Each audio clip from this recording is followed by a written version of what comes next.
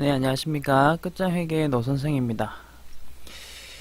자, 어제까지 해서 우리가 회계 기초, 생기초 끝장내기를 3강에 걸쳐서 진행을 했습니다.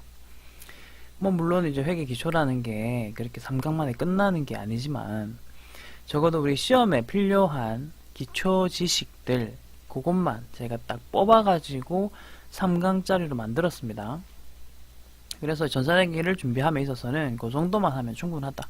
그리고 다른 부분은요, 지금부터 이제 우리 회계 기본 원리부터 해서 시험에 나오는 것들, 그런 것들을 하나씩 다 볼 건데, 이런 거 보시면서 기본적인 내용들을 정리하시면 되겠습니다. 그리고 이제 그 회계 지식이 이제 조금씩 좀 쌓일 거거든요. 그러니까 이제 회계 2급을 하시면서 또 기본적인 거 쌓으시고, 그 다음에 단계로 나가시고 싶으신 분은 회계 1급 공부하시면서 또 업그레이드 시키시고, 그리고 그 다음 단계로 나가고 싶으신 분은 뭐 전산세무 2급까지 해서 이렇게 따시면 되겠습니다. 그리고 최근에 이제 저한테 또 전산세무 수업을 들으셨던 분이 계신데, 그분이 합격했다라는 뭐 또 소식을 전해왔네요. 이제 뭐 축하드리고요. 자, 그러면 이제 회계의 기본 원리부터 해서 바로 시작을 하도록 하겠습니다. 우선 우리가 회계 생기초에서 했던 거는 완전 기초라고 한다면, 지금부터 보는 거는 이제 회계의 기본들이 되겠습니다. 그리고 지금 화면에 보시는 요 내용들도요, 시험에는 다 나왔었던 내용입니다. 그래서 우선 회계의 기본 개념, 요 내용부터 이야기를 할 건데요. 우선 미리 전해드릴 말씀은 무엇이냐 하면요, 미리 제가 여러분들께 드리고 싶은 말은, 여기에 있는 모든 문제를 다 풀지는 않을 겁니다. 그렇기 때문에 제가 이제 핵심적인 문제, 이거는 꼭 풀어봐야 된다, 그런 것들 위주로 일단 다 풀어드릴 거거든요. 그럼 나머지 문제는 어떻게 합니까? 라고 물어보신다면, 그거는 이제 시간 되실 때 다 풀어보십시오. 스스로 풀어보시고, 답안 파일 같은 경우는 블로그에 올려놨으니까 그걸 보시면서 하시면 되겠습니다.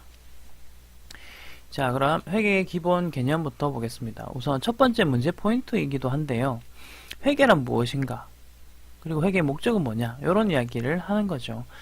우리가 맨 처음에 배우는 건데, 회계의 목적은요, 첫 번째, 이해관계자들의 의사결정에 유용한 정보를 제공하는 것을 우리는 회계라고 합니다. 두 가지의 키워드들을 지금 이렇게 체크했거든요.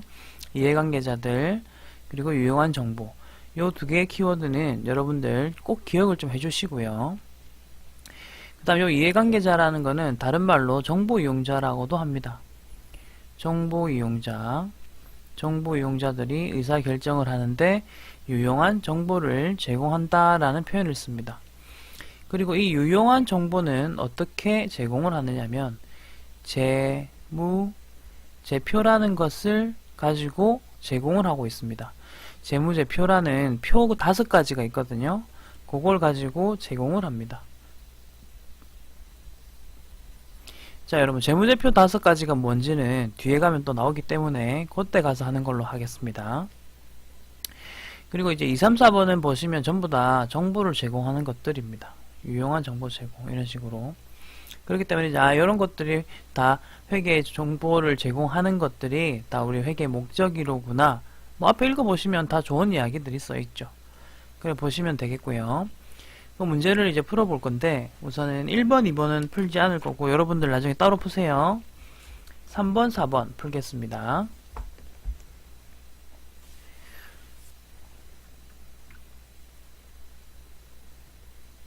네, 3번, 4번을 보겠습니다. 자, 3번. 다음 중 회계의 목적에 대한 설명으로 바르지 않은 것은, 항상 문제 보실 때 바른 것은, 바르지 않은 것은, 아니지 않은 것은, 이런 것들이 나오는데요, 잘 판단을 좀 해주시기 바랍니다. 자, 일정 시점의 재무 상태를 파악한다 라는 표현이 나왔네요. 요거 우리 재무 상태표에 대한 표현입니다. 일정 시점 재무 상태, 요거 재무 상태표에 대한 표현이죠. 이게 우리 회계 생기초 할 때 제가 재무상태표에 대한 이야기 말씀드렸잖아요. 재무제표 이야기 하면서. 그렇기 때문에 요거는 이제 여러분들이 키워드만 딱 보시고 이거 재무상태표네 아셔야 됩니다. 그럼 이 재무상태표에 대한 정의가 나왔는데 그럼 요거 회계 목적인가요? 라고 물어보실 수 있잖아요. 예, 요 시험 문제의 취지로는 재무상태표의 이 정의 키워드들도 회계의 목적에 속한다 라고 했습니다. 그 다음 일정 기간의 경영성과를 측정한다. 이건 손익계산서잖아요. 이것도 이제 회계 목적 중에 하나다. 왜냐면 이런 표들을 만들므로 인해서 우리 정보 이용자들에게 유용한 정보를 제공할 수 있잖아요. 이 표를 통해서 유용한 정보를 제공하잖아요. 그쵸? 그래서 이제 이것도 이제 맞다 할 수 있는 겁니다. 그 다음에 네 번째부터 읽을게요. 이해관계자 의사결정에 필요한 정보를 제공한다. 보이시죠? 요거는 뭐 궁극적인 목적이고. 그래서 이제 답은 몇 번? 3번이죠. 종업원의 근무 성적을 산출하여 승진에 반영하는 거는 회계에서 하는 것이 아니라 인사나 뭐 인사관리나 이런 데서 하는 거죠. 그렇기 때문에 이건 아니다. 자, 그 다음 회계기간에 대한 설명을 옳은 것은 회계기간 우리 회계 생기초할 때 했었습니다. 네 번째부터 한번 보세요.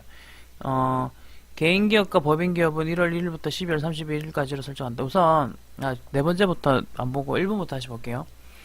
자, 경영성과와 재무상태를 파악하기 위해 설정한 시간적 범위다라고 했습니다. 자, 우리 시간적 범위, 기간적 범위 기억나세요? 그렇기 때문에 답은 일단 1번인데요. 답은 일단 1번이고 그럼 이제 2, 3, 4번은 뭐가 틀렸으며 이제 뭐에 대한 설명인지 한번 봅시다. 자산 및 자본, 증감 변화를 기록하기 위해서 설정한 장소적 범위, 이 글자 보이시죠? 여러분 우선 장소적 범위는 회계 단위입니다. 회계 단위라는 표현을 씁니다. 요거 이제 예를 들어보면 본점, 지점, 요거 보시면 아시겠죠? 그래서 회계 단위를 표현하고 있는 단어다. 그리고 반드시 1년. 뭐 보통 회계 기간 1년 하는 건 맞아요. 근데 반드시라는 말 때문에 틀린 거예요. 자, 회계 기간은 정확한 표현으로 이런 말을 해요. 1년 기준으로 하거나 아니면 정상적인 영업주기 이내, 정상적인 영업주기란 말을 써요.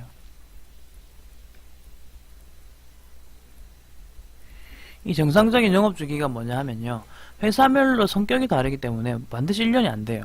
6개월 기준으로 또 뭐 이렇게 한기로 하는 회사들도 있거든요. 그런 회사들은 정상적인 영업주기가 6개월이 되는 거죠. 그래서 두 가지 표현을 사실은 다 아셔야 돼요. 1년으로도 가능하지만 정상적인 영업주기로 설정한다는 것까지 아시면 좋겠습니다. 일반적으로는 1년 하지만 무조건은 아니다. 그거.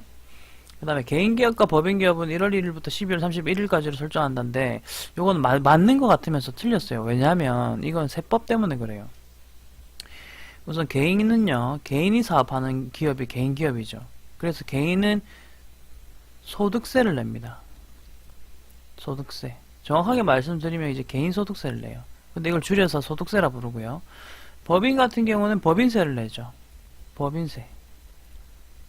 요거는 이제 법인소득세를 줄여서 법인세라 부르는 겁니다. 여기 이제 좀 특이한데 세법을 딱 보면 소득세법, 그러니까 개인소득세법에서는요. 무조건 1월 1일부터 12월 31일까지로 설정해라고 합니다. 그래서 요것만 개인기업은 1월 1일부터 12월 31일까지 설정한다 하면 맞아요. 하지만 법인 같은 경우는 반드시 아닙니다. 1월 1일부터 12월 30일까지 설정해라 이런 규정이 따로 없어요. 그렇기 때문에 법인 때문에 이 문장은 틀린 게 됩니다. 됐죠? 그래서 이제 답은 1번 되겠습니다. 자, 이제 회계 기초는 이 정도로만 하고 넘어가겠습니다. 이제 재무제표의 종류, 요거 우리 회계 생기초 할 때 봤었던 겁니다. 회계 생기초 할 때 재무제표 5가지 이야기를 좀 했었죠. 자, 여러분 우선 첫 번째 큐 포인트였잖아요. 여러분 제가 말씀을 드렸던 게 뭐였냐면 재무제표 종류 5가지 기억해라 라고 했죠. 우선 요거 5가지를 기억하시고요. 두 번째로 기억하셔야 될 거는 얘네들의 키워드들입니다. 재무상태표는 일정 시점이라고 했어요. 그리고 재무 상태라고 했고요. 그리고 시험에 어떤 시험에서는 재산 상태라고 한 적도 있었어요. 예전 기출문제에서 재산의 상태다라고 해서 재산 상태 나온 적이 있었습니다. 재산 상태라고 나온 적이 있었어요. 그 다음 손익계산서는요, 일정 기간의 경영 성과이죠. 그러니까 일정 기간 경영 성과 되겠고, 자본변동표, 현금 흐름표 두 개 다 일정 기간, 일정 기간. 위에 거랑 똑같죠? 그리고 뒤에는 제목을 보시면 된다 했어요. 자본변동, 그 다음에 현금 흐름. 이렇게 나타내고, 주석은 별지라고 나타낸다. 하나 더 체크할 거는 주기라고 만약에 한다면 틀린 말입니다. 주기 재무제표 중에 하나입니까? 라고 하면 틀린 말입니다. 됐죠? 그 다음에 이제 요 현금 흐름과 관련된 이야기는 뭐 하나 추가해보자면, 요 현금 흐름표 있죠? 요 현금 흐름표와 관련된 이야기를 좀 추가해보자면, 뭐 현금 흐름표는 영업활동, 투자활동, 재무활동으로 구분해서 현금이 들어오고 나가고를 표시하고 있습니다. 요건 이제 요런 문장이 나온 적이 있어서 말씀을 드리는 거예요. 요런 문장이 나온 적이 있었습니다. 자, 이제 그 다음 문제를 풀어볼게요. 요것도 다 안 풀고요. 1번, 3번, 5번 풀겠습니다. 1번, 3번, 5번 풀겠습니다. 자, 1번부터 갈게요. 자, 일반 기업회계 기준상 재무제표에 해당되는 것만으로 짝지어진 것은 최근에 뭐 이렇게 나왔습니다.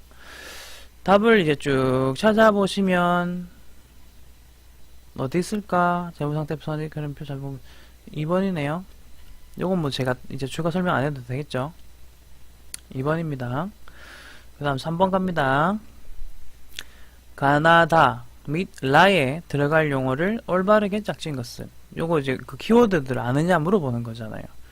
재무상태표는 일정 시점 3번 아니면 4번이고요. 재무상태 답은 3번이네요. 뒤에 거 볼 필요도 없다.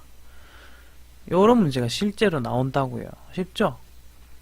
그러니까 이 전산회계 2급은 여러분이 못할 부분 아니에요. 지금 요걸 차근차근 제 수업을 듣고요.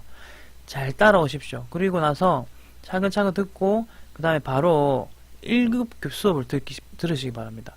1급을 듣고 또 1급 수준이 어느 정도 오르잖아요. 그러면 시험을 동시에 쉬셔도 돼요, 사실은. 시간이 없으시고 급하신 분은 지금 요 수업 빨리 듣고 2급 쉬시면 되겠지만, 시간이 좀 되시는 분은 동시에 1, 2급을 치시면요, 2급은 무조건 합격하더라고요. 1급은 떨어질 수도 있어요. 무슨 말이냐면, 한 단계 높은 자격증까지 같이 공부하면 보통 밑에 그 단계를 다 합격을 해요. 근데 이제 제 친구, 아는 친구 중에서 한 명은 전산세무 2급과 전산회계 1급을 쳤는데, 전산회계 1급 떨어지고 전산세무 2급 붙은 애도 있긴 있어요. 별종이죠. 네, 그런 사람도 있어요. 자, 이제 5번 문제 보세요. 다음 작성 방법은 어느 것을 나타내는가? 라고 되어 있죠. 쭉 읽다 보면 별지, 뭐 내용 설명, 답은 뭡니까? 주석. 됐나요?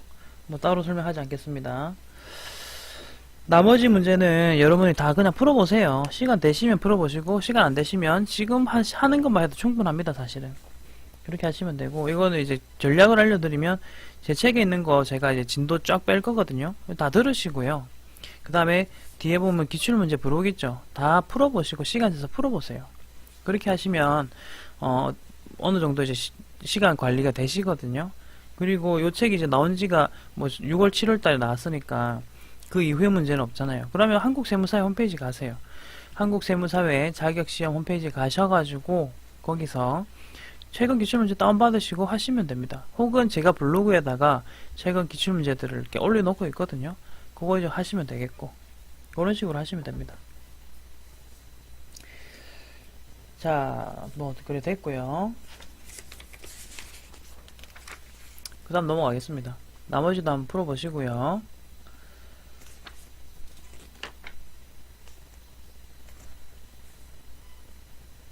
자, 그 다음 문제입니다.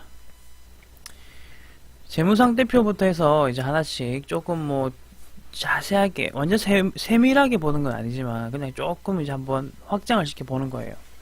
자, 재무상태표 일정 시점에 재무상태를 나타내는 표이다. 여기까지는 뭐 우리가 하도 기에 닳도록 들었어요. 뭐 시점이라는 단어가 중요하다 했죠. 기간 아니랬죠. 그리고 T계정으로 나타내보면, 자, T계정 위에 이렇게 이름을 적으면 항상 그 표의 이름이 되는 겁니다. T계정이 어느 목적으로 쓰여지고 있는지 보여주는 거죠. 제가 재무상태표 BS를 적었잖아요. 그러면 이 T계정은 재무상태표를 나타내는 표죠. 차변은 자산, 대변은 부채, 그리고 자본, 이렇게 구성이 되어 있다. 우선 자산의 정의를 먼저 보실게요. 기업이 경영활동을 위해서 소유하고 있는, 동그라미 치세요. 재화, 채권. 재화는 이제 물건이에요. 보이는 물건을 보통 재화를 하고, 채권은 뭐 받을 권리입니다. 받을 권리. 자, 부채. 기업이 장래에 타인에게 갚아야 할 채무 동그라미 치고, 갚아야 될 의무예요. 갚아야 될 의무. 그리고 자본, 요건 좀 특이합니다. 기업의 자산에서 부채를 차감한 것. 이 말은요, 자산 빼기 부채는 자본입니다. 이 표현입니다. 우리는 이제 순자산 보이십니까? 여기에다가 동그라미 치놓으세요. 자산인데 왜 자본이지? 이렇게 생각하실 수도 있는데, 순수한 자산이라는 뜻입니다. 자산에서 부채를 뺐더니 순수한 자산만이 남더라. 근데 그 크기가 자본과 같네. 그래서 순자산 이래 부르는 거죠. 자, 그리고 이제 그 다음에 좀 시험 목적으로 기억하실 게 있어요. 회계에서는 이제 뭐 여기 뭐 중요하진 않은 부분인데 우리 시험에 나왔기 때문에 말씀을 좀 드릴게요. 우선 자본 등식이라는 게 있습니다. 자본 등식. 그 다음에 재무상태표 등식이라는 것도 있어요. 재무상태표 등식. 재무상태표 등식 먼저 이야기할게요.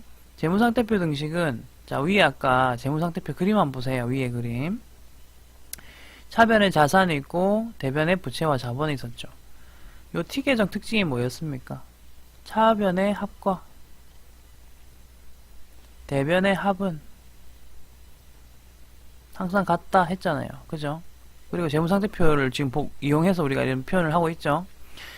그럼 이걸로 식을 바로 만드시면 돼요. 자산은 부채 더하기 자본. T계정 보시면서 만들었죠. 재무상태표 보면서 만들었죠. 그래서 재무상태표 등식이라고 부릅니다. 요거를 보세요. 자산은 부채 더하기 자본. 보이세요? 이런 식으로 부른다고요. 그 다음 자본 등식. 이름에 자본 들어가죠. 주인공이 자본이란 뜻이거든요. 그러다 보니까 자본 혼자 등호 옆에다가 이렇게 넣고요. 그러면 이제 T계정 한번 보세요. 위에 이 자본을 구하려면 어떻게 해야 될까 생각해 보세요.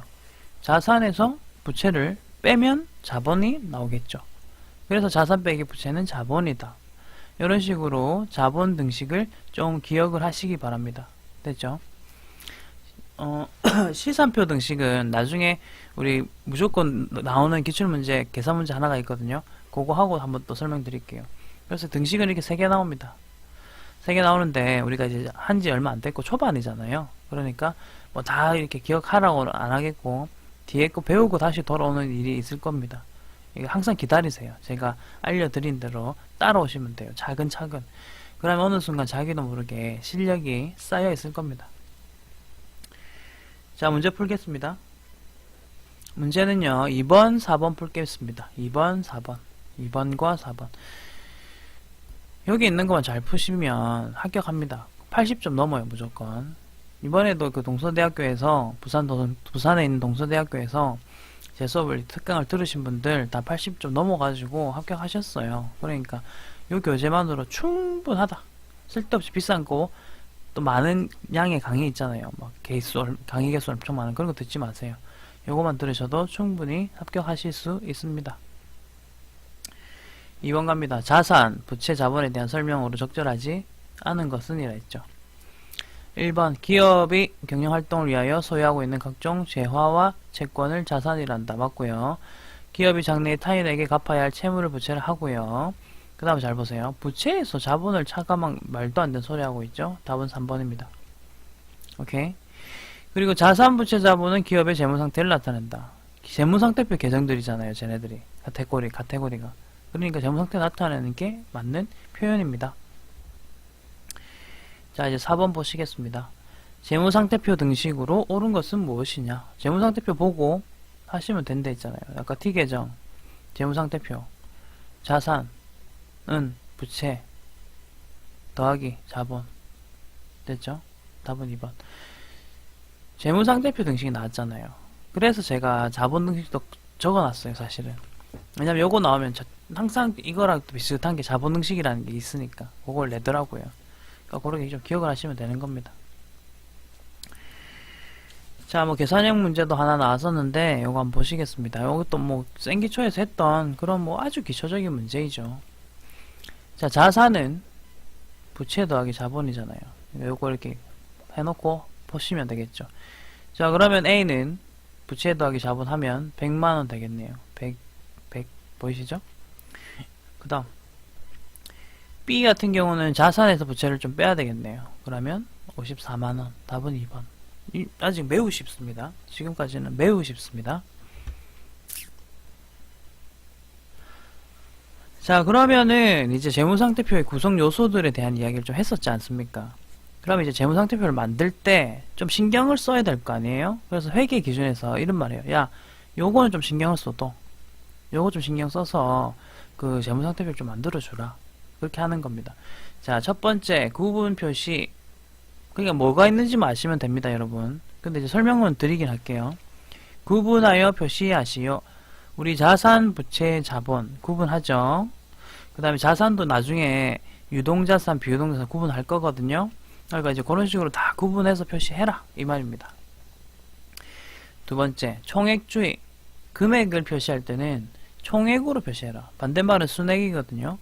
요거는 이제 한번 그림을 그려서 설명드릴게요. 재무상태표가 이렇게 생겼어요.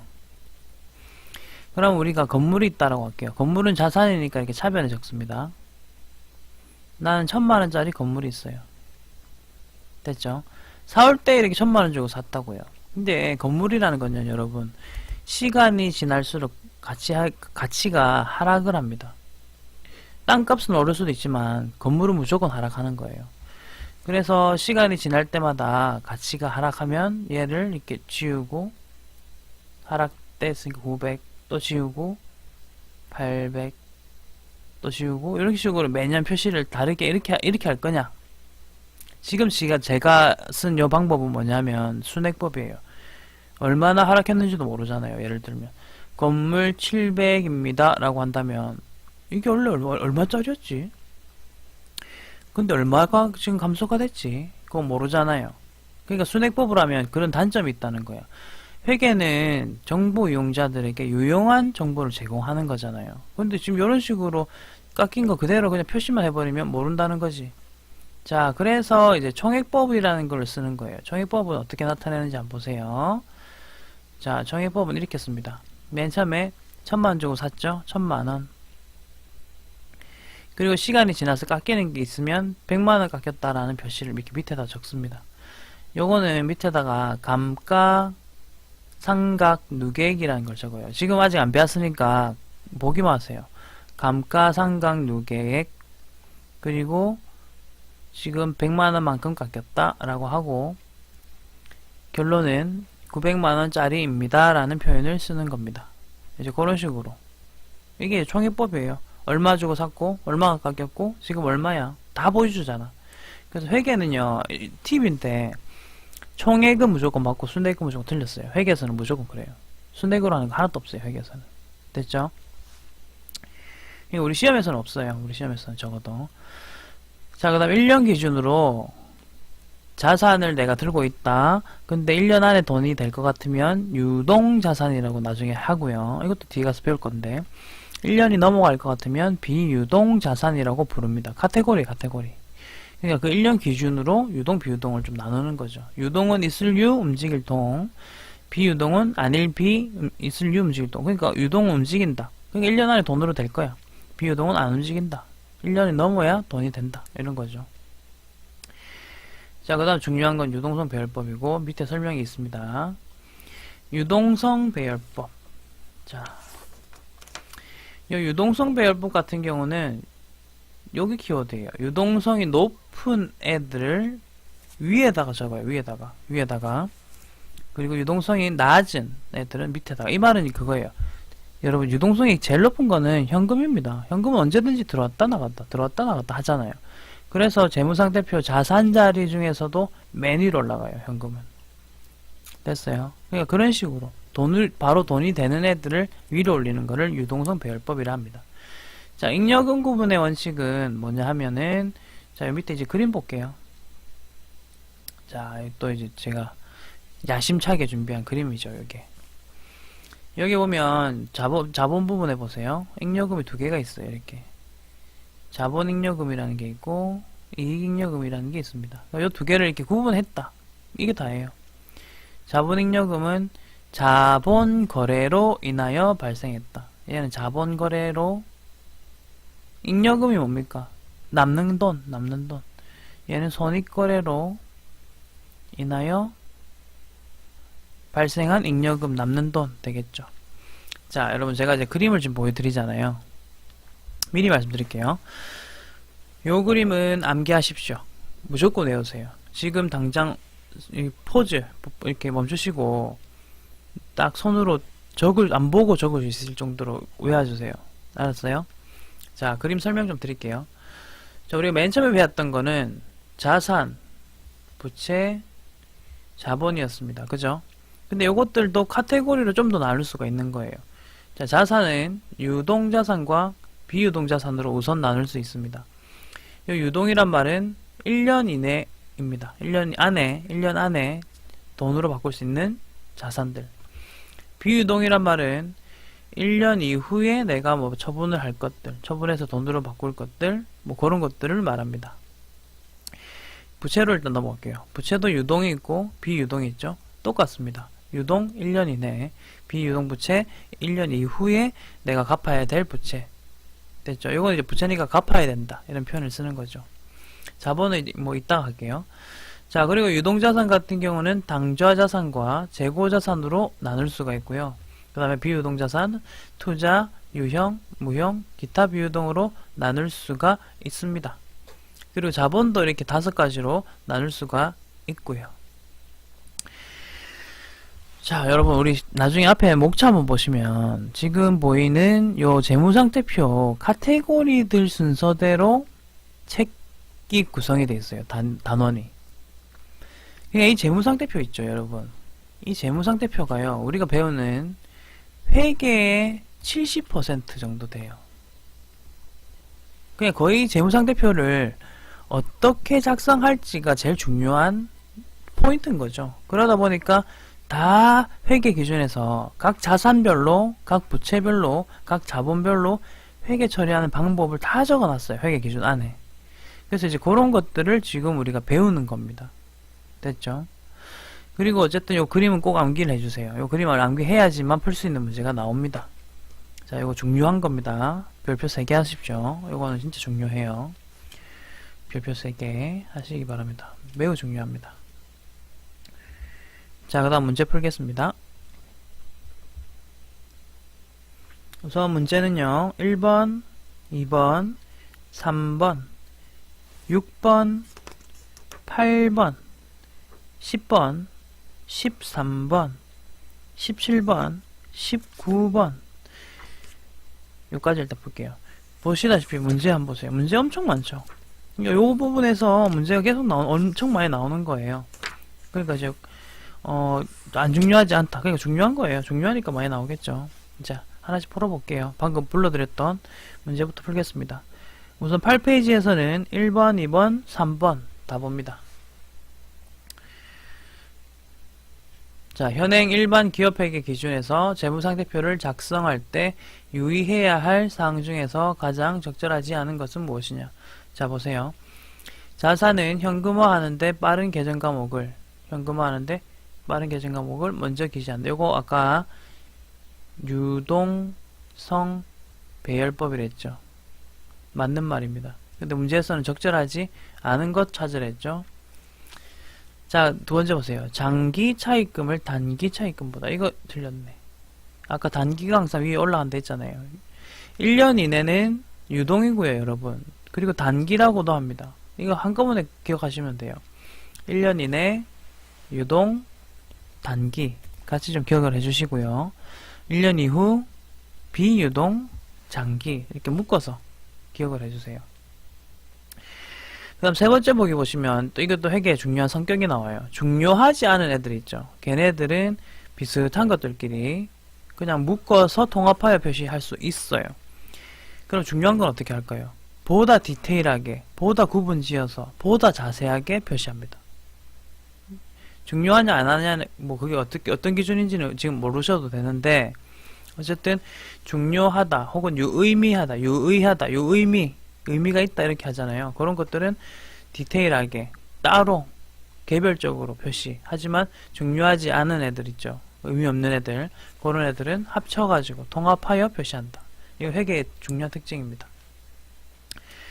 그 다음에 총액주의였죠. 답은 2번입니다. 자, 그 다음에 2번 문제. 재무상태표의 작성 기준이 아닌 것은 1년 기준 맞고, 총액주의 맞고, 유동성 별표 맞고. 4번 발생주의 틀렸죠. 요거는 나중에 손익계산서도 작성 기준이 있거든요. 그때 배우는 거예요. 얘는 손익계산서 작성 기준입니다. 손익계산서 작성 기준. 자, 세 번째 볼게요. 세 번째. 가나다라에 들어갈 내용이 뭐냐? 자, 유동자산에는 아까 당좌자산이 있었고요. 이거 외우려 했던 이유 아시겠죠? 재고자산이 있습니다. 비유동에는 투자, 그 다음에 유형이 있죠. 순서대로 외우셔야 돼요. 이것도 순서대로. 자, 가는 당좌, 이거는 맞는데 나는 투자, 이거 틀렸네. 가는 당좌 맞고 나는 재고, 답은 2번. 나머지는 뭐 알아서 보시기 바랍니다. 자, 그 다음 풀어볼 문제는 6번과 8번입니다. 6번과 8번 보겠습니다. 자, 유동자산 분류이다 가에 해당되는 거 재고잖아요. 재고자산. 근데 이거는 업그레이드 된 문제예요. 재고자산 보기에서 찾아도 말이 재고자산이라는 말 자체가 없죠, 여러분. 그러면 요거 밑에 보이는 현금, 상품, 차량운반구, 산업재산권, 얘네들은요 카테고리가 아니라 계정 과목 이름들입니다. 그러니까 당좌자산, 재고자산 이런 것들은 카테고리예요, 카테고리. 근데 그 안에 속하는 계정 과목들의 이름들이 나온 거예요. 그래서 이거 찾아봐라 하는 거예요. 뭐 우선 답을 알려드릴게요. 상품입니다. 요거는 아직은 우리가 뭐 당장 모를 수도 있어요. 근데 진도 한 바퀴 딱 돌고 나면은 요런 문제는 껌이 되죠. 껌 중에서도 개껌이 됩니다. 자, 우선 현금이 뭐냐면 요런 것들 저거만 넣으세요. 당좌자산입니다. 뒤에 가면 다 배웁니다. 차량 운반구 유형자산이고요. 산업재산권 권으로 끝나면 무형자산입니다. 자, 무형자산 이렇게 체크만 해놓으세요. 체크만. 다 뒤에 가서 배우면 제가 따로 말 안해도 이해할 거예요. 그래 보시면 되겠고요. 그 다음 8번 보겠습니다. 자, 유동성 배열법에 의해서 자산 계정의 배열 순서가 옳은 것은, 그러니까 계정 과목 띡 던져주면서 한번 네가 배열해봐 이라는 거지. 이런 것도 이거예요. 비품은 뭐냐 아셔야 돼요. 유형자산입니다. 상품은 뭔데? 재고죠. 단기 대여금은 뭔데? 당좌자산입니다. 단기라는 글자 보이시죠? 단기 1년 이내. 아까 유동이랬잖아. 그럼 이거 보세요. 앞만 봐. 이게 유동 안에 두 개가 있었잖아요. 당좌자산, 재고자산. 생각해보세요. 이거 재고자산일까요? 아니죠. 그러니까 당좌자산입니다. 딱 1년 이내란 말 나오잖아요, 여러분. 그러면 재고자산인지 아니지만 구분하세요. 왜냐면 재고자산 아니면 그냥 당좌자산입니다. 됐죠? 자, 영업권 권으로 끝나죠. 무형자산입니다. 이렇게 됩니다. 자, 순서대로 하면 나가 첫 번째네요. 아, 다가 첫 번째네요. 다가 첫 번째. 여기 하나 있고 여기 하나 있고. 그 다음에 두 번째 나. 그 다음에 라 이렇게 되네요. 답은 2번. 답은 2번 되겠습니다. 자, 그 다음 10번 13번 보겠습니다. 나머지 다 풀어보세요. 풀 수 있습니다. 지금 이렇게 해놓고 풀어보면 설명을 좀 들었기 때문에 다 풀 수 있습니다. 자, 유동성 배열법에 의한 재무상태표 작성 시 가장 나중에, 아까까지만 해도 먼저 하더만 이제 나중에 나왔죠? 얘네들 소속되는 것들 지금 좀 적어 드릴게요. 우선은 지급어음 유동부채입니다. 미지급비용 유동부채고요. 예수금 유동부채입니다. 다 유동부채네. 여러분, 지금 얘네들 세 개가 유동부채이냐 아니냐 외우는 게 중요한 게 아니에요. 사실은 뭐냐면 유동부채 안에 들어가는 계정 과목 좀 많아요. 그래서 억지로 이렇게 외우는 게 아니라 이건 자연스럽게 체득하는 게 더 중요하고요. 사실 이제 외우실 부분은 요 사채 부분인데, 그게 뭐냐면 얘 비유동부채거든요. 사채의 비유동부채거든요. 그러니까 이거는 이제 내가 회사채라는 거를 딴 사람한테 발행해주고 돈을 받아오는 거예요. 그리고 그 사람들한테 이자를 주는 거거든요. 이게 뭐 돈 빌려오는 거랑 마찬가지입니다만, 회사채는 보통 1년 이후로 합니다. 그래서 이제 비유동부채라 보고, 비유동부채 대표적인 게 있거든요. 그거를 좀 기억하세요. 차라리 그게 더 편해요. 왜냐면 비유동부채는 양이 적어요. 내용 양이. 그러니까 사채 하나 했죠 방금. 그 다음에 퇴직 급여 충당 부채입니다. 줄여서 대충 이래 부르는데요. 여러분 우리 직원들 나갈 때 얼마나 일해야지 퇴직금 주나요? 1년 넘게 일해야 되잖아요. 그러니까 얘는 비유동 부채다 이렇게 기억하시면 돼요. 됐죠? 그래서 우선은 두 개만 일단 기억하십시오. 사채, 퇴직급여, 충당 부채까지 요 두 개는 대표적인 비유동 부채이다. 이렇게 좀 기억을 해주세요.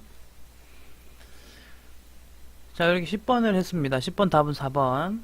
그 다음에 13번. 다음은 재무상태표의 기본 구조에 대한 설명이다. 틀린 것은 무엇이냐? 자, 찾아봅시다. 자, 유동자산은 당좌자산과 재고자산으로 구분이 된다. 유동자산은 당좌, 재고 맞죠? 부채는 유동부채와 비유동 맞습니다. 자산과 부채는 잘 보세요. 유동성이 낮은 틀렸잖아.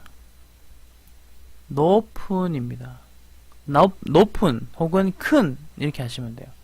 틀렸지. 자산은 유동자산과 비유동자산으로 구분한다. 맞습니다. 자, 13번 했고요. 이제 14, 19번 보십시오. 나머지는 그냥 다 해보세요. 여러분 스스로 하셔야 돼. 공부는 결국은 스스로 정리해야 돼. 저는 지금 핵심 키워드, 포인트들 위주로 찍어주는 강의를 하는 거고요. 담백하게. 나머지는 여러분 직접 연습하시라고. 그래야지 시험 합격하는 거지. 모르는 거 있으면 언제든지 또 물어보시고 여러가지 루트로. 자, 아래 내용에 대한 설명 중 옳은 것은 1년을 기준으로 유동과 비유동 그리고 유동부채와 비유동부채로 뭐 한다 됐네요. 뭐 알겠어요. 자, 옳은 거 찾아볼게요. 1번 투자자산, 유형자산, 무형자산, 기타 비유동자산은 비유동자산에 속한다. 답이네. 끝. 2, 3, 4번 뭐가 틀렸는지 볼게요. 자, 유동부채와 비유동부채는 유동성 배열법의 원칙과 관계없기는 뭘 없어. 항상 유동성 배열법에 따라라며. 이거 따라야지. 건물, 차량, 운반구, 비품, 기계장치 등은 유동자산에 속한다. 라고 되어 있고, 요거는 보세요. 뭐가 틀렸냐. 건물, 차량, 운반구, 비품, 기계장치. 얘네들이 뭐냐? 얘네들요. 유형 자산이잖아요. 유형자산은 어디서 들어있었는데 유동자산이 아니라 비유동자산이라는 카테고리 안에 있는 유형자산이라는 카테고리였잖아요. 그래서 틀린 거예요. 자, 그 다음 매입채무, 선수금, 사채, 장기차입금 등은 유동부채이다. 여러분 이렇게 그러면 돼. 얘네들이 유동부채야. 사채, 장기차입금 봐봐. 얘는 비유동이잖아. 아까 제가 비유동 대표적인 거 두 개 말씀드렸잖아요. 사채, 대충. 그럼 장기는 왜 말씀을 안 드렸냐면 보시다시피 장기란 글자가 있잖아요. 그러니까 비유동이라는 거 누가 봐도 알 수 있잖아요. 됐죠? 그렇게 체크를 하시기 바랍니다. 자, 17번 했고요. 이제 19번 해보겠습니다. 자, 19번 해보겠습니다. 다음 중 비유동 자산으로만 짝지어진 것은 무엇이냐? 비유동 자산을 찾아볼게요. 우선은 비품, 요거 유형 자산이니까 맞아요. 얘는 바드럼 당좌 자산이거든요. 틀렸습니다.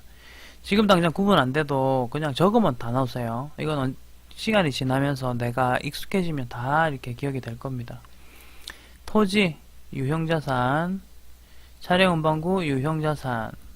그러면 답 2번. 3번 선급금, 요거 당좌자산. 그래서 아니고, 임대보증금, 대자, 보증금 부자. 요거는 뭐 나중에 하겠지만 적어 놓으세요. 비유동 부채입니다. 그러니까 이게 뒤에까지 안 배우면 좀 풀기 애매한 문제들이 많아요. 그래서 한번 1회독 하신 다음에 다시 돌아오시라는 말을 제가 드리는 게 그런 이유입니다. 뭐 공부라는 게 결국은 한 3회독 이상은 하셔야 됩니다. 자, 그 다음 비품. 이건 뭐 유형 자산이지.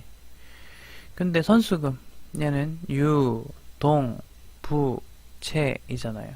그래서 이제 비유동 자산으로만 짝지어진 것은 2번이 되는 겁니다.